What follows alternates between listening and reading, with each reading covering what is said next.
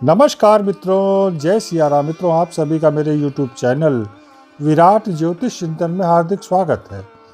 मित्रों, कल चर्चा शुरू की थी मैंने कन्या लग्न की।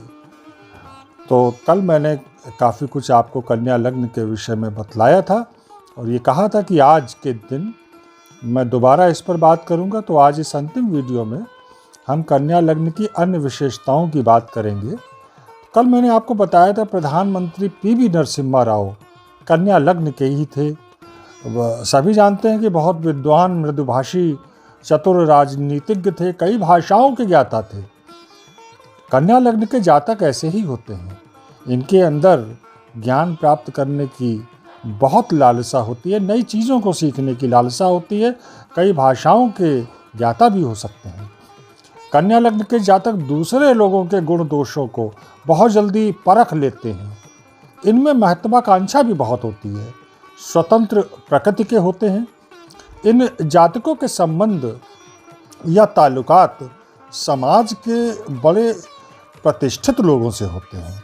भले ही इनकी आर्थिक स्थिति कैसी भी हो, स्टेटस भले ही उतना अच्छा इनका न हो, लेकिन इनके मित्र बहुत हाई स्टेटस के में होंगे। दूसरे लोगों से संबंध बनाने में ये माहिर होते हैं। शासन प्रशासन में बैठे लोगों से बड़ी आसानी से दोस्ती कर लेते हैं, या यूँ कहें कि वे लोग खुद इनसे प्रभावित हो जाते हैं। एक बड़ी बात यह भी है कि कन्या लग्न के जातक पूरी तरह मैटीरियलिस्टिक होते हैं, दुनियादार होते हैं। प्रायः जीवन में सभी प्रकार की सुख सुविधाएं, भौतिक संपन्नता का भोग करते हैं। अच्छा घर, मकान, भू संपत्ति, धन दौलत सब कुछ प्राप्त होता है इन्हें। लेकिन ये डिपेंड करेगा कि लग्नेश बुध और शुक्र की स्थिति कुंडली में कैसी है। ये जितने मजबूत होंगे, संपन्नता वैभव उतना ही बढ़ेगा, क्योंकि कन्या लग्न में शुक्र द्वितीयेश होता है और भाग्येश होता है, और द्वितीय भाव धन का होता है। तो शुक्र की मूल त्रिकोण राशि तुला इनके धन भाव में ही पड़ती है, और तुला में ही शनि उच्च के होते हैं। तो समझ जाइए कि इनकी आर्थिक स्थिति कैसी होगी। स्थायी संपत्ति के स्वामी होते हैं। अच्छा खाना पहनना व अन्य सुख इनके भाग्य में ही है। इसलिए कन्या लग्न के जातकों के लिए स्वयं बुध, शुक्र और शनि, ये तीन तो बड़े ही महत्वपूर्ण ग्रह होते हैं। इन ग्रहों को मजबूत होकर बैठना चाहिए कुंडली में, तभी कन्या लग्न जातकों की सफलता सुनिश्चित होगी। सूर्य इनके लिए 12वें भाव के लॉर्ड है, मंगल तृतीय और अष्टम के। इसलिए इनके प्लेसमेंट के आधार पर, यानी सूर्य और मंगल के प्लेसमेंट के आधार पर शुभता अशुभता डिसाइड होगी, तय होगी। क्योंकि 6, 8, 12 के स्वामी आप जानते हैं कि जिस भी भाव में होंगे उसकी हानि तो करेंगे। इसलिए ये प्लैनेट्स यदि इन्हीं भावों में हुए तो अच्छे फल भी कर सकते हैं। कन्या लग्न में गुरु को केंद्र अधिपति दोष भी लगता है, इसलिए गुरु बहुत अच्छे रिजल्ट्स नहीं कर पाते। इस पर भी यदि गुरु पाप प्रभाव में हुए तो और भी खराब। चंद्रमा एकादश भाव का, यानी लाभ भाव का स्वामी होता है, और इसकी मजबूती, इसकी शुभता कन्या लग्न के जातकों को बहुत सफलता देती है। कन्या लग्न के जातकों की एक और विशेष बात देखने को मिलती है कि वो ये है कि इनके चेहरे में सदैव आपको एक लड़कपन या युवावस्था जैसी झलक मिलेगी। चाहे उम्र इनकी कितनी भी हो जाए, लेकिन ये छोटे से बच्चे जैसे, खूबसूरत बच्चे जैसे ही लगेंगे। प्रायः अपनी उम्र से कम नजर आएंगे। संतान प्रायः इनकी विलंब से होती है, और कारण ये भी हो सकता है कि एक तो विवाह में इनकी बहुत रुचि नहीं होती, और विवाह होता है तो विलंब से होता है, तो विलंब से बच्चे होते हैं। दाम्पत्य सुख प्रायः सामान्य रहता है, लेकिन जीवन साथी से विरोधाभास की स्थिति रहती है।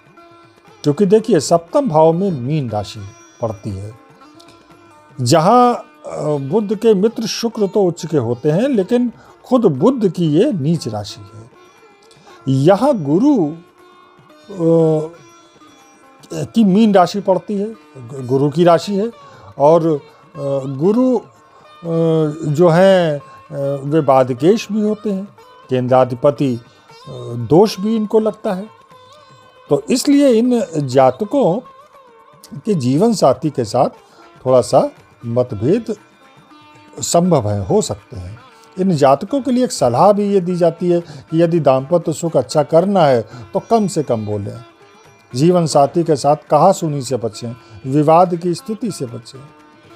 शुक्र चूंकि यहाँ उच्च का होता है मीन राशि में, तो इसलिए जीवन साथी तो इनका बहुत अच्छा होता है, हाई स्टेटस का हो सकता है और जीवन साथी से इन्हें लाभ भी मिलेगा। जीवन साथी गुणी प्रतिभा संपन्न होगा, ललित कलाओं का प्रेमी व शिक्षित होगा, प्रेमी जीव होगा। कन्या लग्न के जातक वैसे तो दुनियावी होते हैं, लेकिन यदि ये थोड़ा सा आत्म केंद्रित या अंतर्मुखी हो जाएं, तो फिर इनकी आध्यात्मिक यात्रा शुरू हो जाती है, आध्यात्मिक शक्ति जागृत हो जाती है। प्राच्य विद्याओं में, गुप्त विद्याओं में जैसे ज्योतिष आदि में भी इनकी रुचि बहुत होती है। इन जातकों को अपने शरीर का, अपने स्वास्थ्य का बहुत ध्यान रखना चाहिए। सही खान पान, संतुलित व अनुशासित दिनचर्या बहुत ज़रूरी है इनके लिए। अपने चरित्र का भी बहुत ध्यान रखना चाहिए। कार्य क्षेत्र वैसे मजबूत इनका रहता है, लेकिन प्रायः ये लोग नौकरी के बजाय अपना ही कोई कार्य या व्यापार करना पसंद करते हैं। कुल मिलाकर देखें तो कन्या लग्न के जातक समाज में भौतिक रूप से बहुत राइज करते हैं, मान सम्मान, धन, प्रतिष्ठा अर्जित करते हैं और जीवन में मध्यायु के बाद इनका झुकाव अध्यात्म की तरफ भी थोड़ा बढ़ता है, तो उस दिशा में भी ये फिर राइज करते हैं। कुल मिलाकर देखें तो ये बहुत अच्छी लगती है। मित्रों, यहीं वाणी को विराम दूंगा और मिलेंगे अगले वीडियो में फिर किसी नए विषय के साथ। तब तक आप सभी को जय जय सिया राम, नमस्कार, दीपावली की हार्दिक शुभकामनाएं।